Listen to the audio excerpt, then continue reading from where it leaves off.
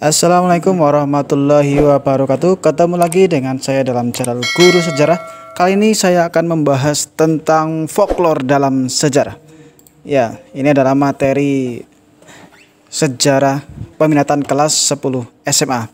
Nah, baiklah kita lihat peta konsepnya untuk memudahkan kita dalam mempelajari sejarah peminatan. Yang pertama, folklore itu dari segi pengertiannya, kemudian kita lihat dari ciri-ciri folklore, kemudian bentuk folklore. Kemudian dari bentuk kemudian ada jenis folklornya. Ada legenda, dongeng, folk song, mitologi atau mite, dan upacara adat. Baiklah kita bahas satu persatu. Yang pertama kita bahas dulu tentang pengertian dari folklore. Apa itu folklore?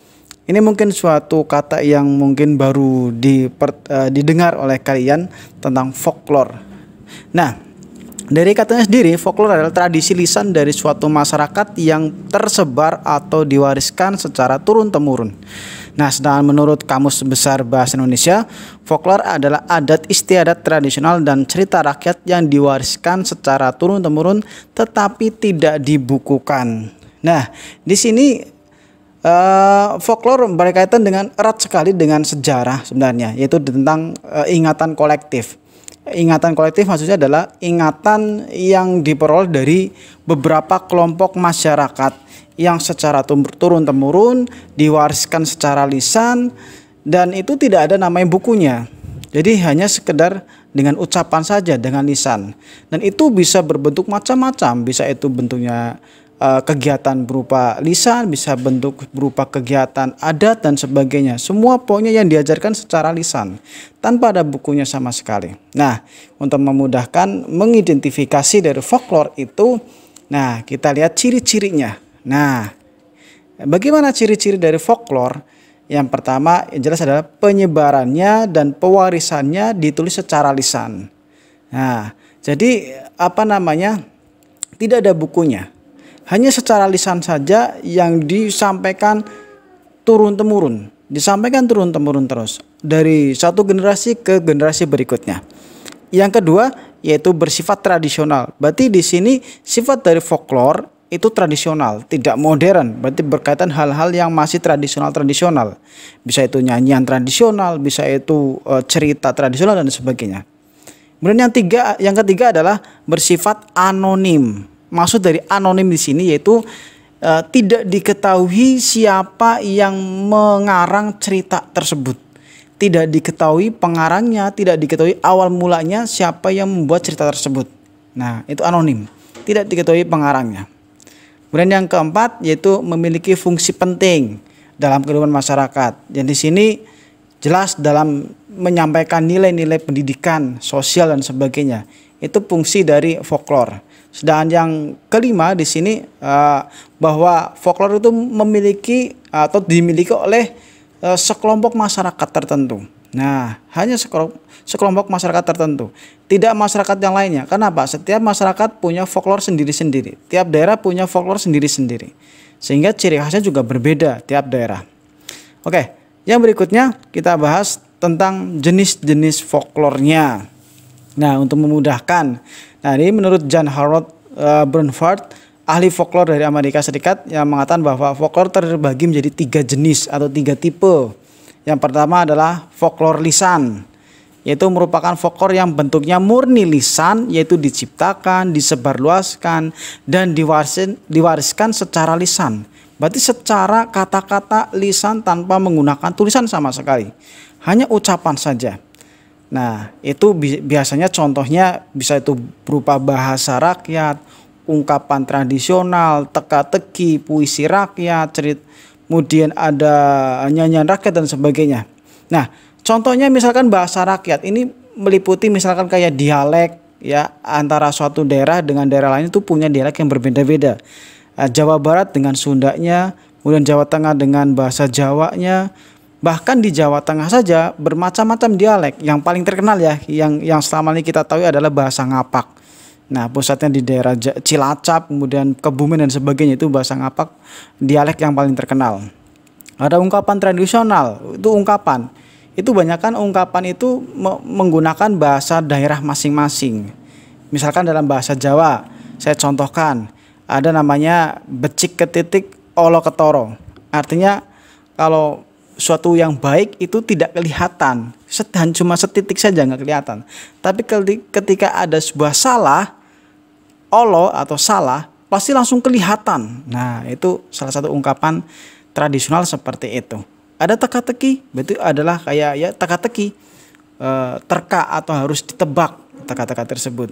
Nah, di sini ada gambar, saya berikan contohnya kalau mitologi ini berkaitan dengan dewa, kemudian legenda, di sini ada dongeng dan sebenarnya nanti kita bahas secara detail di akhir. Kemudian yang kedua, tipe yang kedua yaitu tentang folklore sebagian. Nah, berarti di sini campuran ya, sebagian lisan, sebagian lagi berupa unsur bukan lisan. Nah, sebagian lisan, sebagian bukan lisan, atau sering disebut namanya socio-fact atau fakta sosial. Nah, di sini contohnya ada kepercayaan rakyat, permainan rakyat, teater rakyat, tari rakyat, pesta rakyat, dan upacara adat. Nah, di sini ada contohnya. Kalau permainan mungkin ketika kita masih kecil itu ya, kita masih kecil sering memainkan permainan-permainan rakyat. Nah, ini salah satu contohnya di sini gambarnya. Ini pasti ingat lah ya kalau melihat ini permainan waktu kita masih kecil. Kemudian yang berikutnya ada namanya tari rakyat. Ini terkenal namanya tari kuda lumping lah ya. Nah, kuda lumping. Lagi teater rakyat atau di Jawa Timur ada terkenal namanya ludruk, atau di Jawa Tengah ada namanya ketoprak dan sebagainya. Dan ini yang upacara adat yang terkenal ini di Cilacap ada namanya sedekah laut. Nah, di sini ini setiap tanggal 1 Suro. Nah, itu folklore sebagian lisan. Yang berikutnya yang ketiga yaitu folklore bukan lisan. Nah, di sini folklore yang bentuknya bukan lisan tapi cara menyampaikannya menggunakan lisan. Bukan lisan berupa material, berupa itu benda, tetapi dalam proses penyampaiannya itu menggunakan lisan. Nah, di sini ada contohnya, ada arsitektur rakyat, kerajinan tangan rakyat, pakaian, obat-obatan, masakan dan minuman. Nah, ini ada di sini arsitektur ya, contohnya ada rumah joglo dari Jawa Tengah. Ini kerajinan tangan rakyat. Nah, di sini terbuat atau istilahnya tembikar lah ya, tembikar. Kemudian pakaian tradisional ini dari Papua, kemudian ada obat-obat tradisional ini dari Jawa. Ini khas sekali ya. Ini folklore bukan lisan. Berarti berupa benda, berupa material bisa dipegang. Itu hasil dari bukan lisan. Itu 3 tipe dari folklore. Nah, kita jelaskan satu persatu jenis dari folklore secara umum tadi. Yang pertama adalah mitologi, mite atau mitos. Nah, ini kadang kita sering sekali membicarakan hal-hal seperti ini. Ya, pasti suka sekali ketika kumpul-kumpul membahas tentang hal-hal yang kadang tidak masuk akal. Nah, ini dijelaskan bahwa mitologi adalah suatu hal yang dipercayai benar-benar adanya oleh sekelompok orang dan berkembang di suatu daerah. Tokohnya bisa berupa dari dunia lain atau dewa-dewi lah ya. Nah, ini saya jelaskan, saya contohkan. Yang pertama adalah namanya Dewa Zeus. Ini sebuah mitologi dari negara Yunani. Dewa Zeus adalah dewa tertinggi di Yunani. Nah, kemudian ada kuda unicorn. Ini adalah mungkin ada sebagian yang percaya tentang kuda yang memiliki tanduk, tapi adalah sebuah mitos atau mitologi. Tidak semua orang percaya, tapi ada yang percaya. Nah, seperti itu. Kemudian adalah Medusa. Di sini ini juga dari Yunani sebenarnya ya, seorang wanita putri tapi yang memiliki rambut berupa ular. Nah, itu juga termasuk mitos atau mitologi. Nah, sedangkan di daerah kita yang di Indonesia terkenal yaitu adalah Nyi Roro Kidul. Nah, di sini ini termasuk ke dalam mitologi ya atau mitos.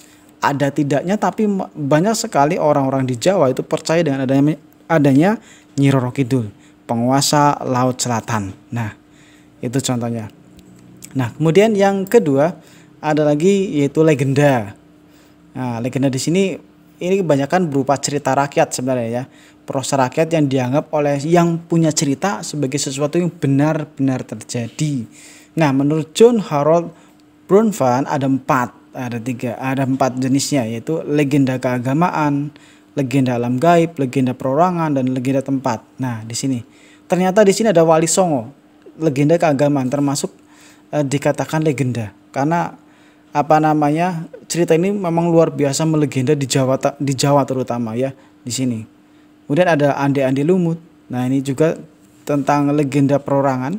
Nah, kemudian ada namanya terjadinya Tangkuban Perahu. Nah, di sini juga termasuk legenda sebuah tempat. Nah, ini di Jawa Barat lah ya. Ini terbentuknya sebuah gunung Tangkuban Perahu di Jawa Barat.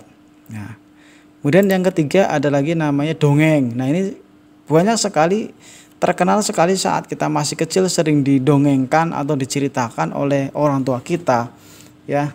Nah, di sini menurut pengertiannya adalah prosa rakyat yang jalan ceritanya bersifat tidak masuk akal dan kurang dapat diterima oleh nalar, namun seringkali mengandung nilai moral kehidupan. Nah, itulah dongeng.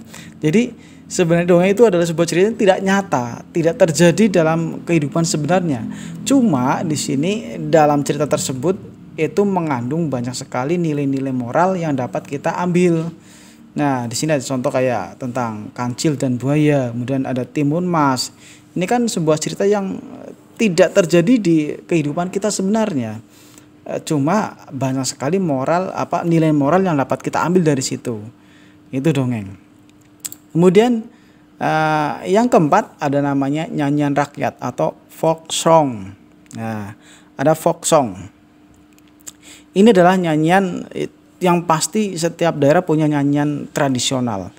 Ada kalau di Jawa Tengah ada gundul-gundul pacul, suara jamu. Nah, kemudian di Jawa Barat ada namanya lagu es lilin, kemudian ada pileleyan, kemudian ada banyak sekali lagu-lagu tradisional di setiap daerah pasti ada.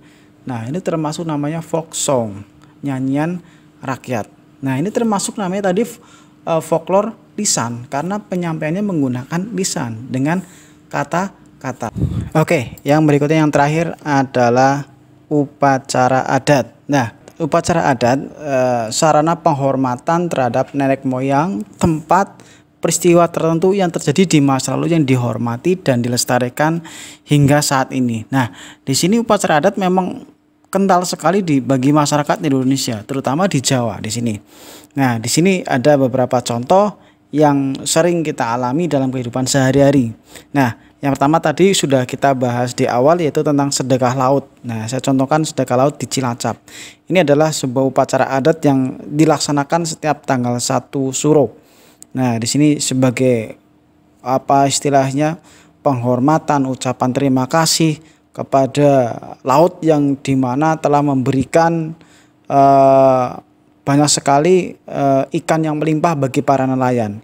Itu yang dipercaya oleh para nelayan seperti itu. Sehingga mereka setiap tanggal 1 Suro melakukan upacara adat dengan mempersembahkan sebuah gunungan, kemudian ada lagi kepala sapi, kepala kerbau yang dilarung ke laut. Nah, kemudian ada lagi yang kedua adalah 7 bulanan. Ini juga termasuk adat. Nah, karena ini dibuat karena adat, bukan karena masalah agama ya. Jadi setiap wanita yang telah hamil hingga 7 bulan itu melakukan acara 7 bulanan yang harus dilakukan mandi menggunakan air tertentu yang sudah diberikan bunga-bunga, bahkan ada yang menggunakan belut dan sebagainya untuk dimandikan. Nah, ini salah satu upacara adat. Ya, yang terakhir di sini saya contohkan yaitu upacara adat Tedak Siten. Nah, Tedak Siten ini hal yang unik nih. Karena apa? Yang bagi masyarakat Jawa, ya bagi anak kecil yang dikatakan pertama kali menyentuh tanah, ya, atau pertama kali bisa berjalan, di sini dilakukan upacara Tedak Siten. Bahkan anaknya sampai dibuatkan kurungan itu ya. Ada kurungan ayam yang dihias-hias seperti itu. Itu Tedak Siten. Oke, itu adalah tentang folklore yang kita pelajari pada kali ini. Semoga bermanfaat. Memang untuk berkaitan dengan folklore ini sangat erat sekali dengan sejarah. Karena folklore termasuk namanya ingatan kolektif, di mana dalam memberikan informasi menggunakan lisan secara turun-temurun, bahkan tidak ada namanya tulisan yang dibukukan karena semuanya menggunakan lisan. Nah, ini erat kaitannya dengan namanya sumber lisan dalam sejarah. Karena sumber lisan pun menggunakan kata-kata dengan ingatan kolektif dari saksi sejarah, kemudian tokoh yang terlibat dalam peristiwa sejarah itu juga menggunakan istilahnya sumber lisan. Nah, demikian, terima kasih, semoga bermanfaat. Assalamualaikum warahmatullahi wabarakatuh.